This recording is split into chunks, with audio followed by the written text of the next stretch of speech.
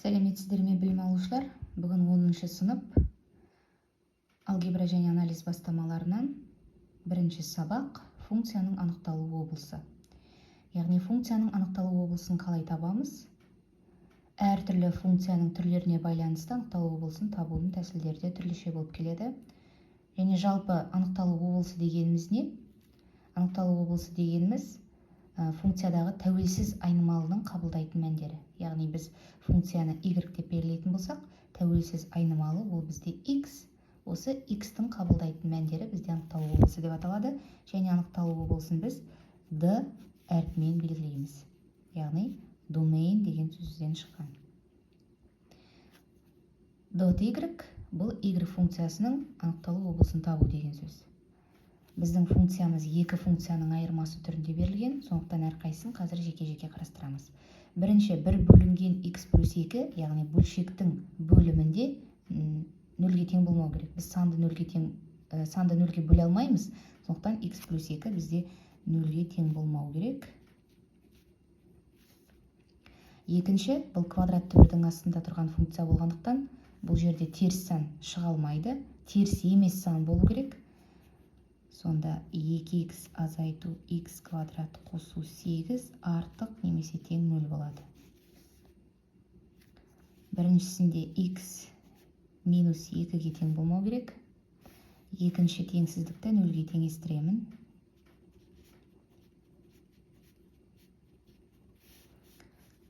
Квадрат теңдеуге келтіріп жазамын реттестіріп.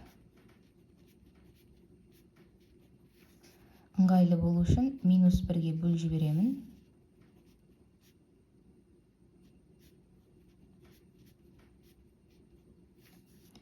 Вейт теоремасы бойынша түбірлерінің қосындысы 2-ге тең, түбірлерінің көбейтіндісі минус 8-ге тең.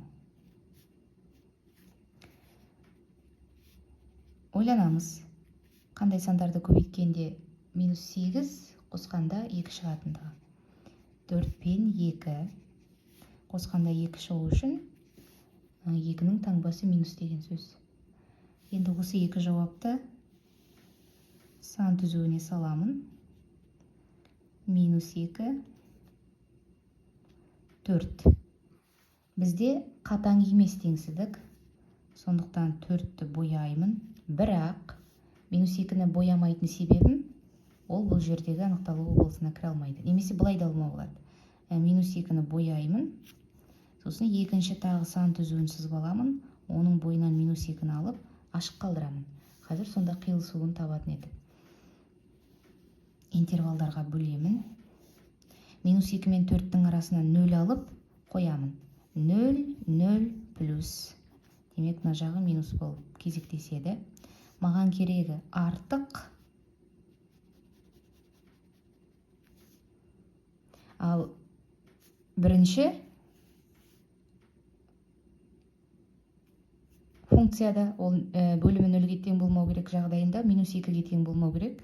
Сонда минус шексіздіктен минус 2-ге дейін және минус 2-ден плюс шексіздікке дейін аралықтың барлығы қабылданады деген сөз. Екеуінің қиылысу аралығын табамыз. Неке қиылысатын жері. Сонда жауабын жазған кезде dy тең болады. Минус 2-ден 4-ге дейін 4-ті қоса алғанда. Жалғастырамыз. Келесі функциямыз y тең 3x қосу 7. Бұл бізде сызықтық функция. Сызықтық функцияның графигі түзу сызық болатынын білеміз.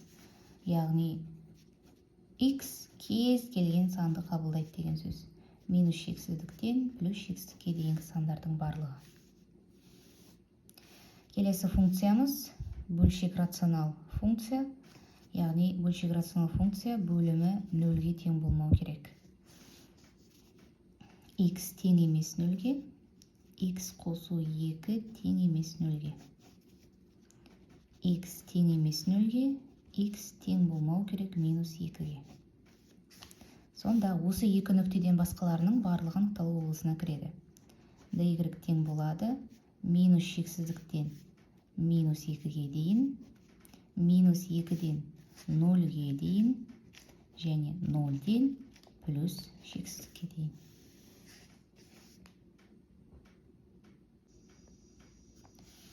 Төртінші есеп квадратты бірдің астында тұрған функция, яғни x қосу 11 артық немесе тең 0. X артық немесе тең минус 11-ден деген сөз. Егер сан өсіне салатын болсам, минус 11 бояймыз, себебі жауапқа кіреді. Минус 11-ден артық немесе тең. Яғни минус 11-дің оң жағында жатқан сандардың барлығы деген сөз. Сонда анықталуы болса тең болады минус 11-ден плюс шексіздікке дейін минус 11-ді қоса алғанда. Келесі функциямыз бізде квадраттық функция.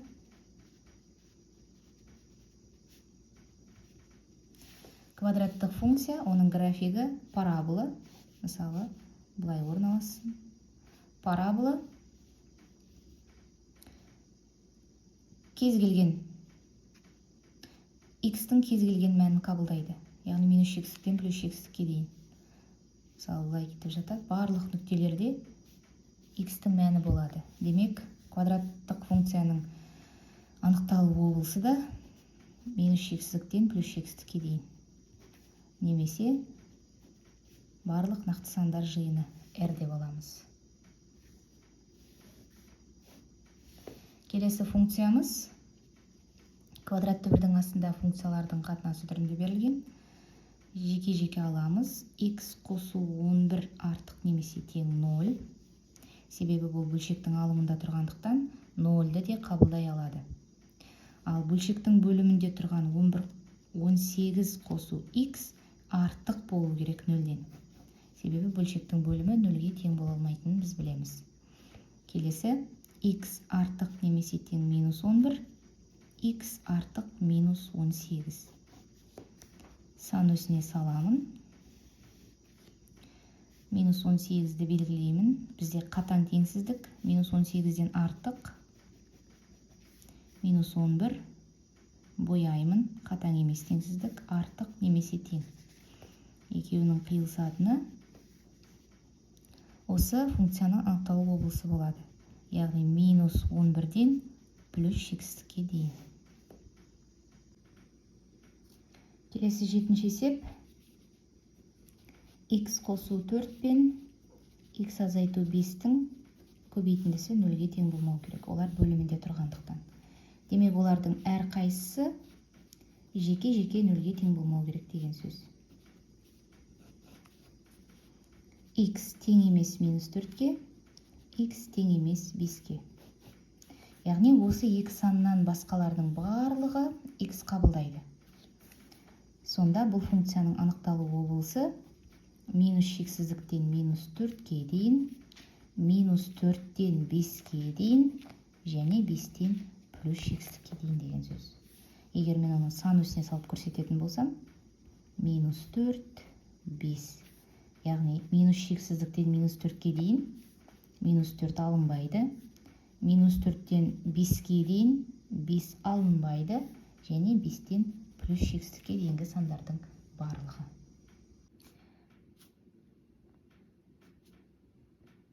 8-ші есеп.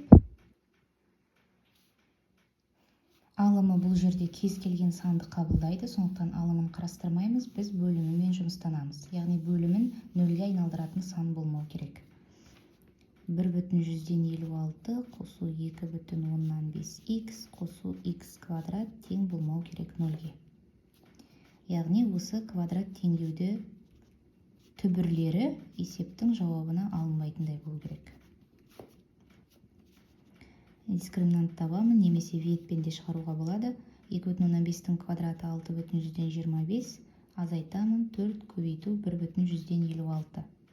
Тең болады 6/125 азайту 1/156-ны 4-ке көбейтсем 6/124. Екеуінің айырмасы 0/100-1. 0/100 ол 0/1-дің квадраты. Енді түбірлерін табамын. x1 тең болады. Минус 2/5 азайту 0/1 бөлу 2. Минус 2/6 бөлу 2 тең болады минус 1/3. Яғни x-іміз минус 1,3-ке тең болмау керек. Келесі x2-ні табайын. Минус 2,5 қосу 0,1 бөлу 2 тең болады. Минус 2,4-ті 2-ке бөлсем, минус 1,2. Демек, x-ім минус 1,2-ге тең болмау керек. Сонда анықталу облысы осы функцияның мына екі нүктеден басқаларының барлығы деген сөз. Бұл жерде минус 1,3, минус 1,2-ге қарағанда кіші сан. Сондықтан минус шексіздіктен минус 1,3-ке дейін, минус 1,3-тен минус 1,2-ге дейін, минус 1,2-ден плюс шексіздікке дейін. Осы функцияның анықталу облысы.